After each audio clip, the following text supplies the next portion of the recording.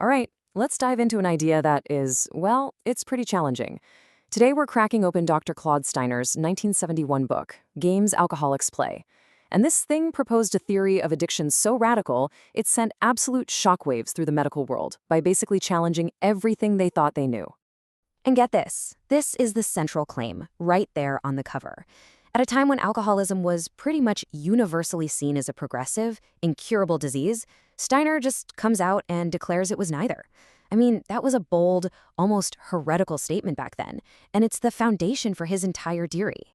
So right away, you can see the fundamental conflict, right? Is alcoholism a permanent medical condition that you can only hope to manage? Or is it something else entirely, something that can actually be reversed? So here you can see the two models side by side. On the left, you've got the established disease model. It's incurable, it's progressive, and the patient is seen as fundamentally sick. But then on the right, Steiner offers his radical alternative. He argues alcoholism is curable because it's not a disease, but the result of a decision. And if it's a choice, well, then it can be unchosen. Okay, so to really wrap our heads around this idea of a life being based on a decision, we've got to get familiar with Steiner's toolkit. It's a system called transactional analysis, and it all starts with this idea that we each have three distinct voices or ego states inside of us. So first up, you have the parent. The best way to think about this is like a giant library of recordings in your head. It's all the rules, values, and behaviors we just sort of copied from our parents and other authority figures when we were kids. This is our taught self, you know? It's full of all the shoulds and should nots. Next, there's the adult. This is our rational, logical data processing center. Steiner basically describes it as an unemotional computer.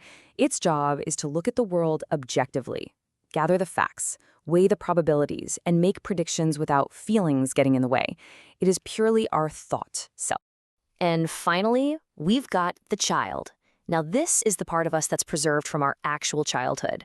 It's where all our emotions come from, our creativity, our spontaneity, our joy. And this isn't about being childish, it's about being connected to our felt self, that whole world of feelings and impulses we had as a kid. And here's the really crucial part. We are constantly shifting between these three states.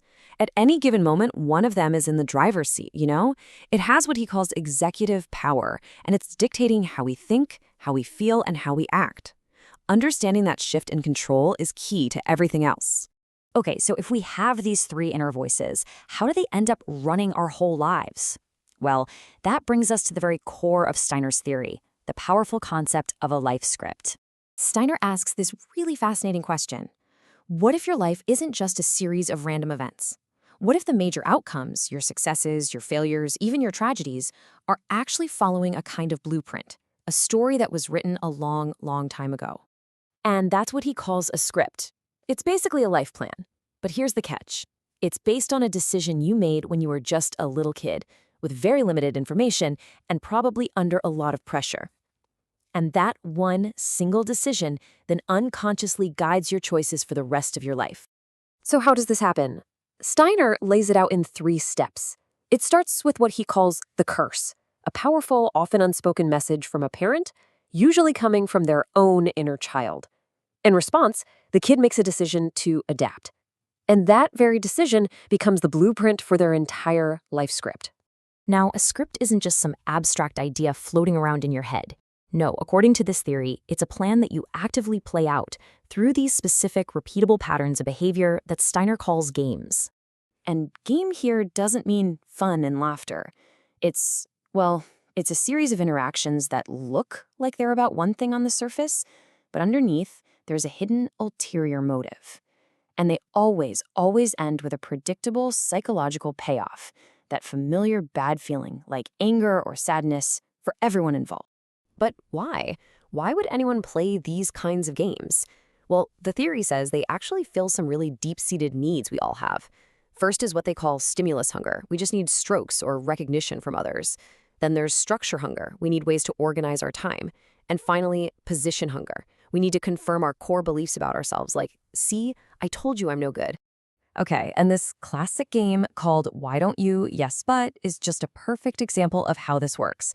On the social level, what you see is one adult asking for advice and another adult offering helpful solutions. Why don't you do this? But look what's really going on at the psychological level. It's actually a child who feels helpless, asking a parent for help, but then shoots down every single suggestion. Why? To prove that their problem is unsolvable, which confirms their position. The payoff? The helper feels frustrated and the player feels vindicated. Okay, so let's tie all of this back to our main topic. How does this whole framework of ego states, scripts, and games actually explain alcoholism? This is huge. According to Steiner, alcoholic isn't a medical diagnosis, it's a role you play in a life-defining game. This game is the engine that drives your tragic life script forward. Every binge, every fight, it allows the player to collect what he calls psychological trading stamps. Bad feelings like guilt or anger.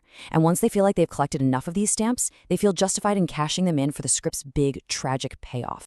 And Steiner even breaks it down further. He says there are basically three main ways this alcoholic game gets played out, each with its own moves and payoffs. He calls them drunken proud, lush, and wino, suggesting that even though the outcome might be similar, the way the game is played can be really different. Now, I know this might all sound pretty bleak and deterministic, right? But the conclusion of the theory is actually the most hopeful and, the most controversial part of all. It's all about the power to undo what's been done. And this is the big takeaway. If a life script, including an alcoholic one, is based on a decision you made as a kid, well, then a new adult decision can be made to revoke it. The same power that created the script is the same power that can dismantle it, your own will. And that really leaves us with this final, powerful question that gets right to the heart of Steiner's theory. It challenges the whole idea of fate and puts the power, the agency, right back in your hands. It asks you to think, are you just an actor reading lines someone else wrote for you? Or are you, in fact, the author with the power to write a brand new ending?